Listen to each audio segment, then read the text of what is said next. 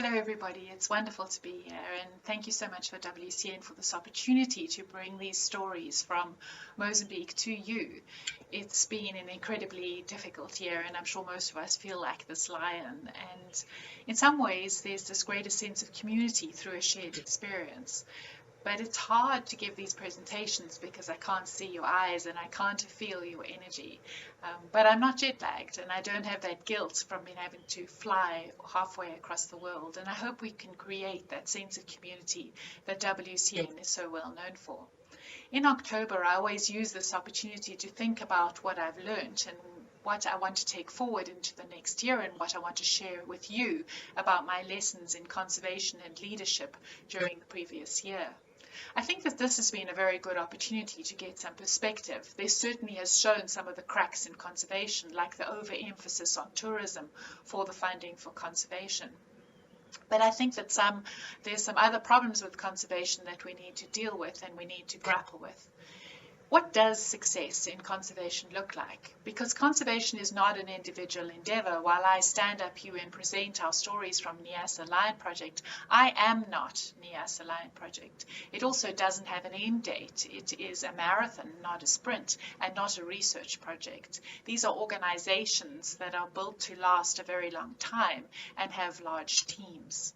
Is it just about the numbers of lions? Is that the only outcome that we look at to evaluate success? Or whether the threats are going down or up? This is particularly difficult when many of the threats are outside of our control, like climate change and population growth, and even the insurgency that's happening in Mozambique on the eastern side of the country at present, which is increasing insecurity.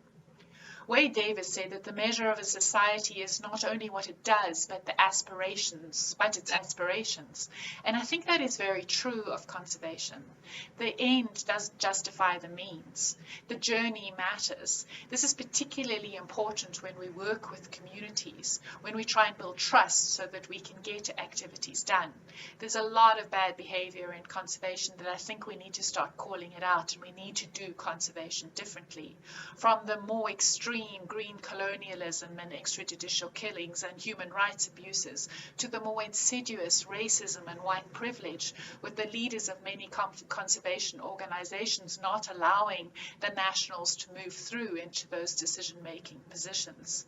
We need to look at the way that we are reporting our finances, how we're reporting our failures. The journey and the path to get there for an organization that doesn't have an end date is critically important. As part of what I've learned on my journey has all been in Niassa Special Reserve, which used to be Niassa National Reserve, which is a very special place. It is a huge wilderness like no other. It is 16,000 square miles or 42,000 square kilometers. It is more protected area than your eye can see from a high point, and it's breathtakingly beautiful. It is co-managed by the Wildlife Conservation Society with ANAC and the government of Mozambique. Niassa Reserve lies midway between the ocean and Lake Malawi on the border with Tanzania.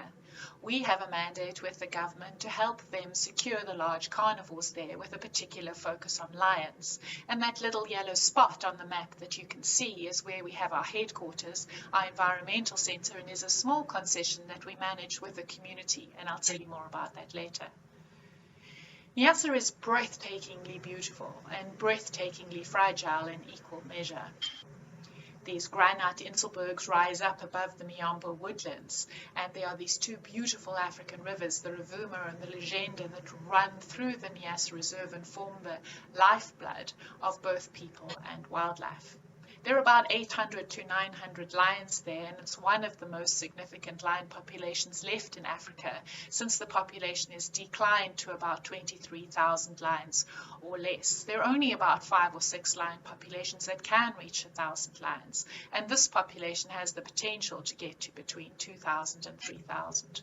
But Niassa Special Reserve also supports 60,000 people, Makua and Yawa, of Christians and Muslims, who have always lived in Niassa. This is their home, and they are deeply connected to their home and spread across 44 different villages, with a large proportion of the population living in the west of the reserve. They're deeply connected to their land and also to the natural resources which they use to make baskets like this kangara for carrying fish. The Batwa pygmy paintings, which are said to be about 4,000 years old, show that people and wildlife have always lived in this area. The honey gatherers at night use their bamboo torches to scale up these huge baobab trees to harvest honey, and during the day follow the honey guide bird to be able to harvest the honey and sell it, like Mzee and Mzebio here. They are sacred sites across the whole of Niassa and pedestrian paths which people regularly visit. Some are just family grave sites, while others, all the animals there are believed to be the ancestors, and people to go there to ask for good fortune. In the wet season, people move into their fields because they predominantly practice subsistence agriculture. There's very little surplus, but while they're in their fields, there are huge problems with human-wildlife conflict, from bush pigs, warthog, elephants, as well as lion attacks because the lions follow the animals into the fields. We can see changes over the 18 years that we've been there. Some of them are simple, like the way that the floats for the nets always used to be handcrafted and hand-carved, and now plastic bottles are used. But there have been much bigger threats, like the loss of 10,000 elephants between 2009 to 2018, until the government of Mozambique got heavily involved and put a stop to it. Rhino have gone locally extinct, with the last skull found in 2012 by Chiolesi Conservancy. Our goal is to secure all the large carnivores in Niassa, but particularly the lions, and we do that by reducing each one of the threats individually, by finding alternative livelihoods for people so that they don't get involved in illegal activities, by developing community partnerships that allow people to get benefits as well as take responsibility. We share our ideas and what we've learned through our education and outreach programs, which involve wildlife clubs and bush visits and girls' clubs. We also do a lot of training and mentorship of Mozambican conservationists, which is a very important part of our long-term goals. We have very long-term goals which go up to 25 years. Lions have not been immune to the changes in Niassa, and the lion population, which is surveyed every 3 years, is declining. This is of concern as the number of threats increase and many new threats are appearing. Some of these threats are like habitat loss, population growth, while others are more specific to lions, like disease, retaliation for attacks. Bushmeat snaring is the most significant threat to lions, where snares are set for wild meat for people to eat and lions are caught inadvertently. But recently we've been seeing other threats, and Agostinho Jorge, our conservation manager, who's been working with us since 2008, will be sharing some of his insights into what's going on in Niassa. He's been doing his PhD on bushmeat. To talk about problems lions are facing in Niassa National Reserve, northern Mozambique. We have seen an increase on demand of lion parts in the past few years, where people are coming from different parts of Mozambique and even from countries like Tanzania and Malawi, specifically looking for lion parts, which is something unusual. And they are actually offering higher rewards, which has changed the behavior from hunters who are now actually targeting lions specifically, and now lions are the third most important species for bushmeat hunters, which is a big problem. Unfortunately, law enforcement is only addressing a very small portion of this problem. The majority of it goes undetected by law enforcement, and the criminal justice system is already overloaded and cannot deal with more crimes, which means that even if law enforcement performance improves, the criminal justice system cannot take more crimes without collapsing. So the best solution for it in long term is investing on people well-being, which means reducing temptation of people to get into illegal wildlife crimes. This can be done investing on people in the communities, so that if we have happy people, it will lead to happy lions. Thank you so much. Thank you, Agostinho. As Agostinho said, it's human well-being that is driving the illegal activities in Niassa Reserve. When people are living at this level of poverty, they have no way to be able to imagine the future. If we want to have a sustainable long-term solution to conservation in Niassa Reserve, we have to deal with food insecurity. Shorter and Hopkins said that imagination, to a degree, is a function of privilege, in that it's very hard to live an imaginative life when your basic needs are not being met and when you are stressed and in trauma. It is why I've always said that you can't have a conversation about conservation when people don't know where their next meal is coming from or when their children are sick. What we need to do in conservation is find ways to drive a conservation economy that gives people the employment and the basic needs that they need to be able to take their place at decision-making tables and to be able to imagine a future that includes their development needs as well as conservation. And it's not that difficult to do when you look at your conservation program and look at all the ways in which you can generate employment, from rebuilding the roads and airstrips with local teams to making local bricks so that you can use them in construction, looking for ways to include local materials and local techniques in your construction, as we've done in the Mariri Environmental Centre, which is all built by local artisans and all thatched. Using thatching grass instead of corrugated iron so that you generate an annual income for the women who collect the grass as a renewable resource. Of course, developing ecotourism and eco-lodges is one way to do this, but it has a very small number of people that are employed. However, if you build your eco-lodge so that it has to be refurbished every year, as we've done with the Mpopo Eco-Lodge, then it means that every year large volumes of grass have to be cut and collected by the women and cleaned and stacked by the men. You can make sure that when you go on safari, you do it in a locally relevant way, like going down the river with dugouts with fishermen. You can create artisans and artists from the village who created these pangolins from flip-flops that were discarded in the village, and it creates some income from visitors. We also have a number of household-level livelihoods programs, which are important and they generate just enough cash, like a local income grant, to be able to lift people out of disaster and to be able to allow some entrepreneurial spirit to emerge. We have beekeeping, honey, elephant-friendly honey. We have small livestock breeding programs where people are given a loan of ducks and rabbits and chickens, which they're then able to repay. This allows them also to be able to supplement their diet with legal meat rather than bushmeat, as well as to be able to sell a few animals off, so that they're able to get that income that they need for necessities like salt and oil, materials for school and health needs. We can also use local knowledge to be able to put in place effective conservation programs. I remember meeting this elder in the Mbamba village, Mashambas, and he had built a very strong shelter because he remembered the time when lions had come into the village and had killed several people. Through information from this kind of mzee, as well as others through thousands of hours of interviews, we were able to produce our safe behaviours poster, which looks at the behaviours that make people vulnerable to attack and the safe shelters that keep them safe from attack. Carnivores. And now Andrew, who is our education manager, will lead you through our education and outreach program, which is very much designed to share the ideas with the Niassa residents and also to gain ideas from them about how to do conservation in a locally relevant way. Hello, everyone. I would like to share with you about the experiences of doing conservation here in Niassa. I do my activities on education programs. So Niassa, Mariri Environmental Center has been like a realization of the dreams that many kids of this place wanted.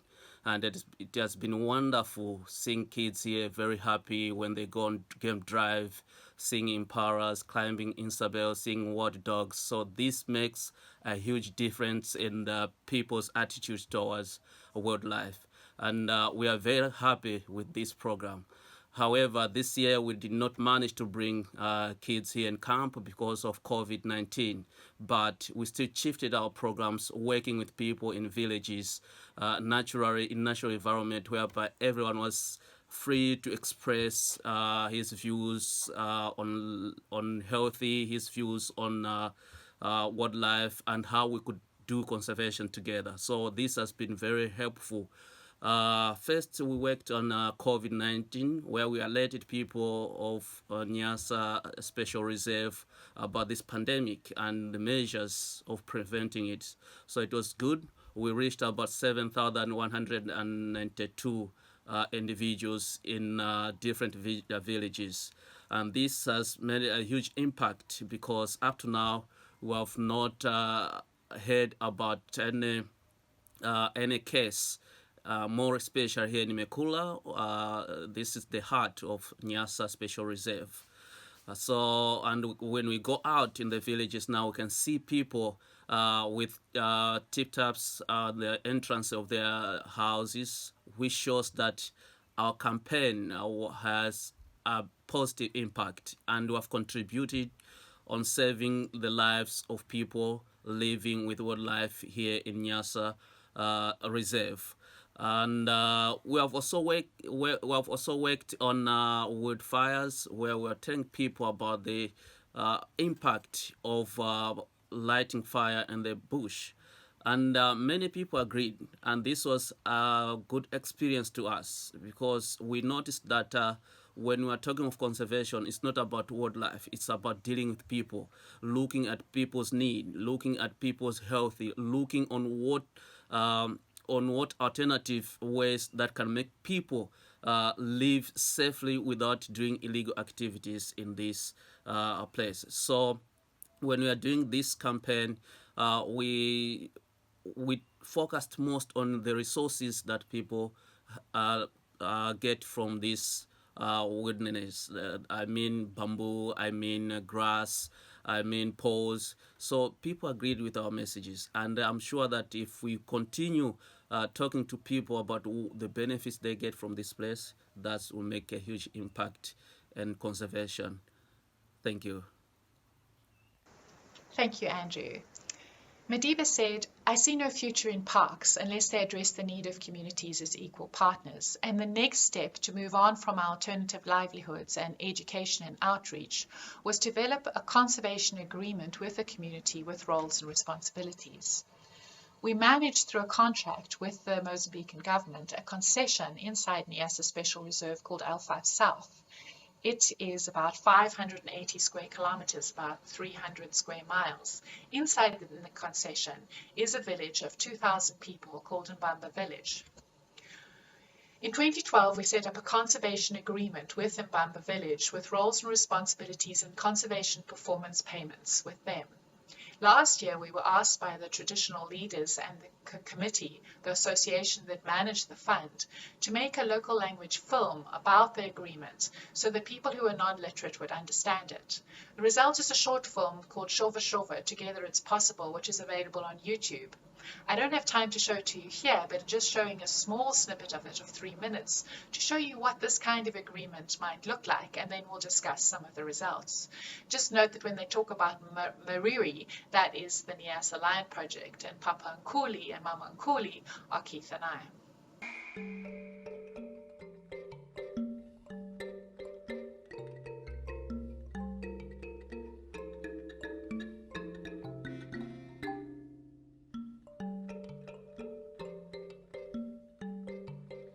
Neja pangu ya cheta ya shova shova. Shova shova ajaji kuna maana kututana. Kututana kwa kukubele kwa kuti kwa nako rujutulishie kuchijiji ni kumariri. Kuna kukamuchijana. Kuna maana china chijiji ni kumariri. Kwe kukututana kuno kubele mpela gantungwe. Ndaweja kuela njenu. Mmoja kwete kuntuta nombe jula. Akwete nomba ntuteji. Sampani ya tujivizile akordu. Kuchijiji ni kumariri ya kuti tukwete kukamuchisiana. Kele kakamuchisiane kala kwa namakapo gako. Ya liamisi ya kuti kwa namakapo. Likapo liamisi ya unela kuti kwekula kajinjile kama kobili kuchijiji. Kwekula tukwete limite. Kija limite jia, tujivizile limite jia kuti upande uine we ulampaka ula kuno tuwijije konservasa uko tumana tulanje nyama. kuno kwine kuno tulimejewa china chijiji sampano ndabija kwika ataliva la kumariri kuno akuno nali nkwenda jenda nikokula ali nkuione ekindu ye kwenda ekinene ni limit ja tukure hospitali nijija limit ja kukopo kama kobili mkati mwaje limit ja diga makobili ga kwa deretu tugapata abantu bakukijiji lya tatu ngosala kuti pambamba papa makobili ga kuinjira kila mwezi nambo kajinjire kaga makobili ga pambamba papa kutokana enkazu janga wa inyama mpera gamula ndembo lizimba chizuvi litunu ele nyama ila kama watu irespecteri ngai ulaga achijiji wasempere makobili gakuwaga utesie uli gakukwela nambo nyama ila tukai respecteri ditwaulagaga ile nyama ya chawagata litunu limo au lisimba limo gagala makobili gakutenda uli gakupunguka nenteri muje kushikola chibana betu wakati kuikukwela izame ndabija kuba ni izame makobili gakutenda uli gakuwaga kuizira nambo tande wanga ulaga inyama. I want to pull this back around to the question I asked at the beginning. What does conservation success look like? And of course, it does look like a conservation outcome. We can see from our agreement with Mbamba village that all the animal populations have increased, from buffalo, waterbuck, impala. Even the hippos in the river have increased while fishing has decreased. We have wild dogs breeding behind the environmental centre. We have increased from 2 lion prides to 7 lion prides, with some of the prides up to 8 individuals, where we can see all the age structure, and lions are starting to disperse outside of this area, so it's becoming a source population. And all that we learned from those indigenous knowledge and those elders has borne fruit on reducing lion attacks across Niassa Reserve, with no lion attacks on people in the last 2 years and nobody killed since 2012. And when we have celebrations, we can see people reaffirming their connection to wildlife and the place that they call home. In November, on the 11th Lion Fun Days, I saw a dance in a theatre about a man hunting a lion and the community story that went behind it that I'd never seen before. I turned to the old chief next to me, Shefe Nahuka, and asked him, "Have you seen this?" And he said, "No, I haven't seen it since I was a child."